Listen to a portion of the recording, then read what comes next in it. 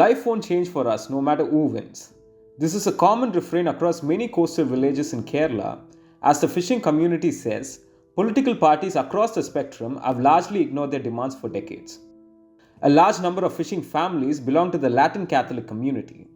According to some estimates, there are around 20 lakh people from this community, and analysts say the church does influence their political decisions. The community also includes a sizable number of Hindus and Muslims. Issues affecting Kerala's fishing community are likely to play a significant role in the upcoming elections. Vicar General of the Thiruvananthapuram Latin Archdiocese, Father Eugene Pereira says, the community will wait for party manifestos before deciding their vote. He adds that coastal voices remain unheard, and despite welcoming the Vizhinjam Port project, the local parish is still unhappy. The whole Kerala coast from Kasaragod till Trivandrum is experiencing heavy problems, and this has been raised by various communities, various organizations in the past. But many often the fishermen are not taken into confidence and their voice is not heard. Vizhinjam Port development and related issues are major concerns in the Kovalam Assembly constituency. Parts of this constituency fall under the Thiruvananthapuram corporation limits. എത്ര പേർക്ക് തൊഴിൽ കൊടുത്തു എന്നൊരു കണക്ക് പുറത്തു വിടാമോ ആരെങ്കിലും? പോർട്ടിനകത്തുള്ള ജോലി വളരെ ക്ലിപ്തതയുള്ളതാണ്.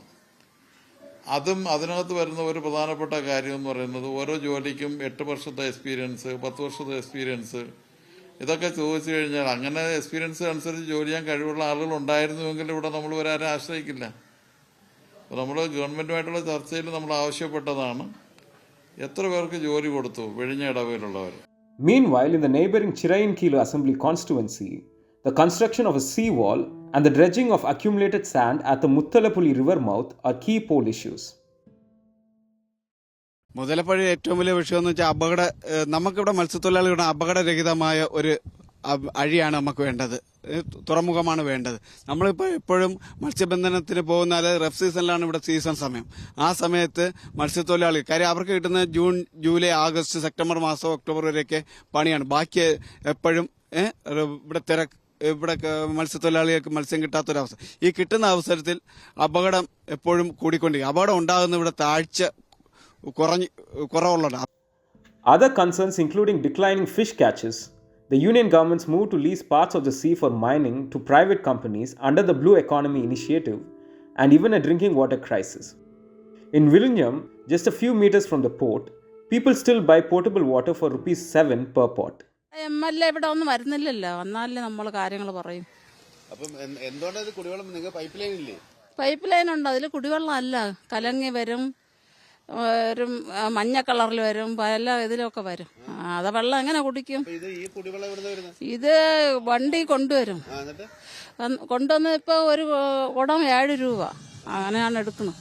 Fishermen living along Kerala's 600-kilometer coastline face challenges ranging from sea erosion to climate change. In Chellanam, the government resolved a decade-long issue of sea erosion by constructing a nearly 7.5-kilometer seawall. Work to extend it by another 6 kilometers is also underway.